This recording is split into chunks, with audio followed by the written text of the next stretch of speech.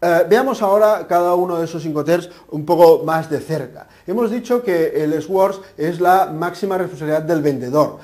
El vendedor simplemente comunica al comprador que la mercancía está a su disposición y ahí termina su responsabilidad. Eso significa que si hay una aduana, deberá despachar de exportación no el exportador, el vendedor, sino que deberá despachar la exportación el comprador, el importador, lo cual no es muy natural, pero puede pactarse. Eso significa que el vendedor debe tener en cuenta aspectos como, por ejemplo, si va a haber una deducción de IVA, deberá tener capacidad de justificar que eso efectivamente se ha exportado y, por tanto, para si hay una inspección de Hacienda, poder acreditar que ese IVA desgravado corresponde efectivamente a una exportación efectuada. Eso normalmente se obtiene a través del documento aduanero, el documento único administrativo, el DUA, que genera habitualmente el exportador, porque el exportador exporta. Pero si quien exporta es el importador, puede que ese DUA no esté en manos del vendedor. Bien, el vendedor, cuando hace una venta ex-works, si hay una exportación a un mercado externo y por tanto tiene que pasar aduanas, debería ser capaz de demostrar que esa exportación efectivamente se ha realizado, obteniendo una de las copias del DUA. Por tanto, es un aspecto que debe tener en cuenta el vendedor. Por eso el ex-works está más pensado para mercados domésticos donde no hay ese tránsito aduanero ni hay esa necesidad de justificar exportaciones. Tránsito doméstico, que hoy debemos entender en un sentido amplio, tránsito doméstico hoy no es el tránsito español, sino que es el tránsito comunitario y por tanto dentro de la Unión Europea. La entrega, hemos dicho, también hay otro aspecto que debe tener en cuenta el vendedor, las dos partes, es que la entrega se produce en los locales del vendedor. Es decir, el vendedor comunica al comprador que la mercancía está a su disposición. Por tanto, la mercancía es del comprador, pero está en los locales del vendedor. Ahí se presenta una duda, la duda muy lícita es si la mercancía en los locales del vendedor, pero que es del comprador, sufre un siniestro, un incendio, una inundación, ¿va a hacerse cargo el seguro del vendedor de esa mercancía que ya no es del vendedor? ¿O va a hacerse cargo el seguro del comprador de una mercancía que, siendo del comprador, está depositada en unos almacenes a 5.000 kilómetros, de los cuales la compañía aseguradora no ha tenido ninguna capacidad de inspección y control? Bueno, eso, como de entrada es una duda razonable, las partes deberían tenerlo claro y preguntarlo a su compañía aseguradora si realmente va a hacerse cargo, está cubriendo ese riesgo cuando la mercancía está en los locales del vendedor, pero está en manos, por decirlo de alguna forma, del comprador. Si ese Incoterm lo ponemos ya en relación con el crédito documentario, hemos dicho que la mercancía está a disposición, la entrega es cuando la mercancía se pone a disposición del comprador, y entonces el comprador envía al transportista, pero la entrega es previa al envío del transportista. Entonces, en un crédito documentario, en el que se acostumbra a solicitar un documento de transporte, la pregunta que nos podemos plantear es: ¿qué documento de transporte voy a pedir en un contrato ex-works para un crédito documentario? De entrada, deberíamos decir que la lógica es que no debe haber documento de transporte en un crédito documentario asociado a un contrato ex-works, porque en un contrato ex-works la entrega es previa a la aparición o a la existencia de un transportista. Lo normal sería solicitar documentos que no estuvieran previos, los documentos puramente informativos, factura, packing list, certificados, etcétera.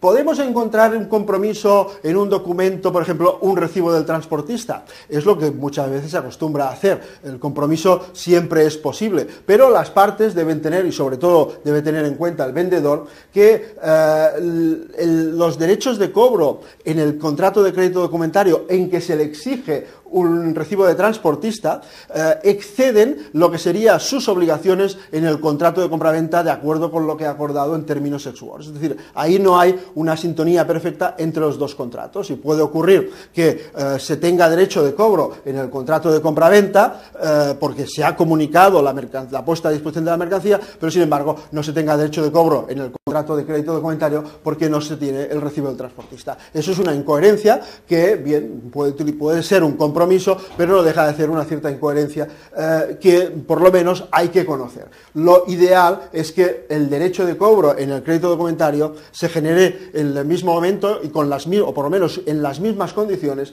que el derecho de cobro en el contrato de compraventa. Si vamos a los Incoterms del grupo D, los Incoterms del grupo D son los de entrega puesta a disposición del comprador en destino.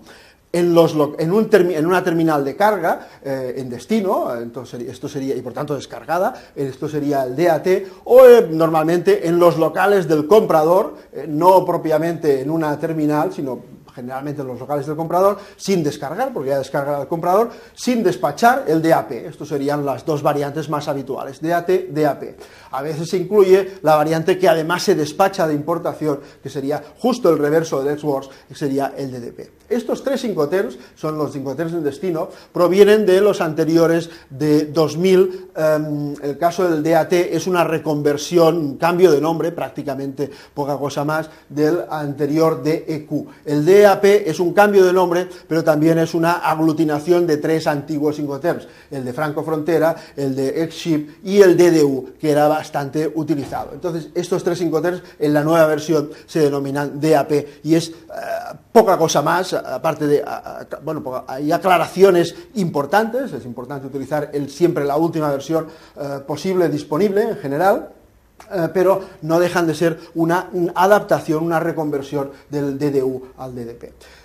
Al DAP. En el caso del DDP, de nuevo, hay que tener, como estamos en un despacho cruzado, poco natural, en este caso es el exportador, el vendedor, quien despacha de importación, también debemos plantearnos que puede generar a veces algún inconveniente. Uno muy obvio es si un español está vendiendo a un turco y tiene que liquidar el IVA de Turquía del turco, pues como el sujeto pasivo comprador es el turco, el español acceder a la liquidación de ese IVA, pues igual no es fácil. Entonces, en muchos casos, el DDP se excluye específicamente el IVA. Entonces, vemos DDPs con exclusión de IVA.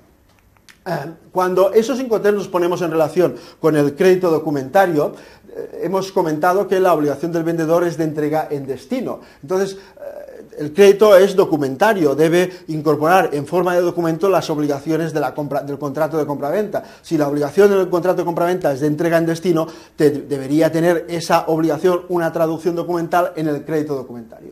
¿Qué documento acredita esa entrega en destino? Bueno, las partes deben ponerse de acuerdo. ¿Qué documento utilizar? Una posibilidad podría ser el del propio transportista, un certificado de que la mercancía ha sido puesta a disposición del comprador en destino.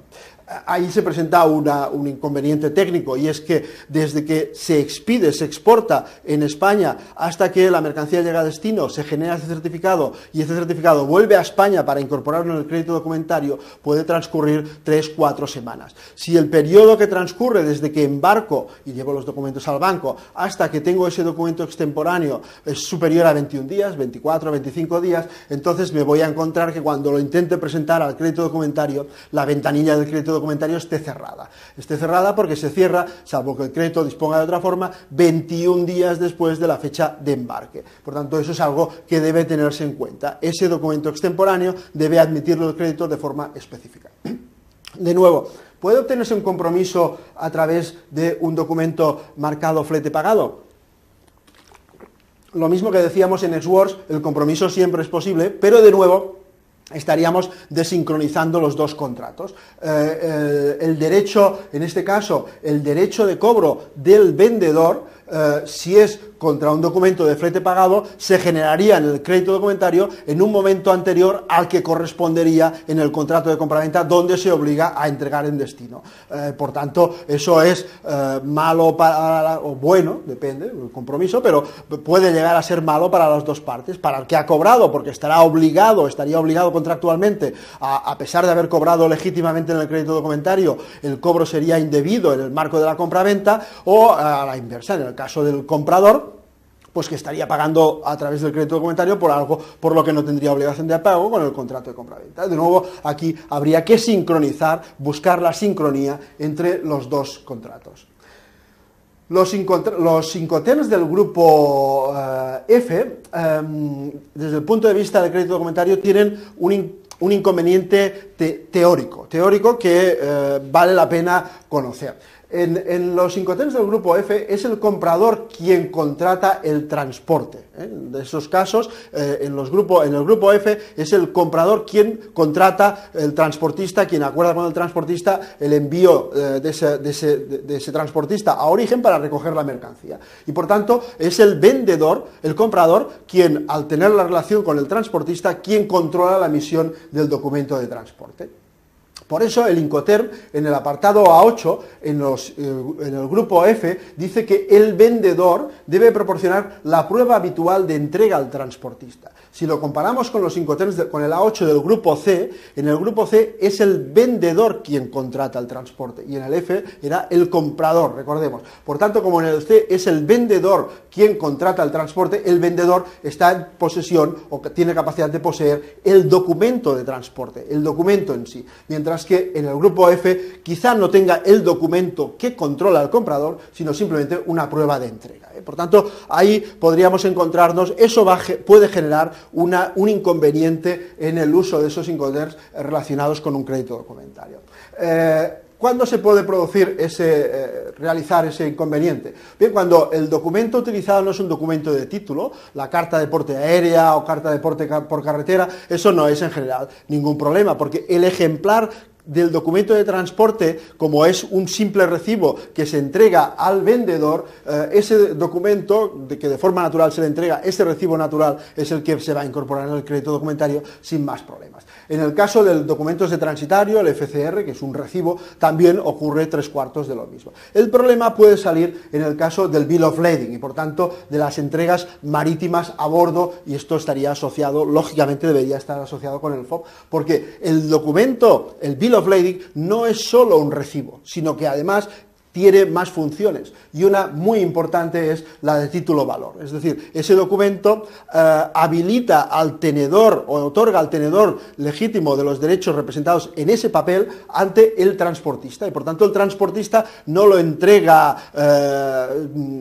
dijéramos, sin pensarlo al primero que se le ocurre, sino que el transportista debería entregar ese documento que tiene un alto valor contractual y sobre todo que le obliga a él, a quien lo ha contratado, es decir, al comprador, y por tanto el vendedor, el Bill of Lading, no tendría de entrada ese acceso fácil en el marco de una venta FOB y por tanto no podría entregar, si eso es así, ese Bill of Lading en un crédito documentario. Sin embargo, es muy habitual que en ventas FOB se utilice un Bill of Lading. ¿Qué es lo que ocurre entonces en la realidad? Pues bien, el propio Incoterm plantea que el vendedor preste ayuda al comprador en la obtención de ese documento. Por tanto, que el transportista acabe entregando, que es lo que en realidad acaba pasando la mayoría de las ocasiones, que el transportista acabe entregando los Bill of Lading al propio vendedor, pero lo está entregando en tanto que hombre representante de alguna forma de aquel quien le ha contratado, que es el comprador. Eso sería una situación relativamente habitual.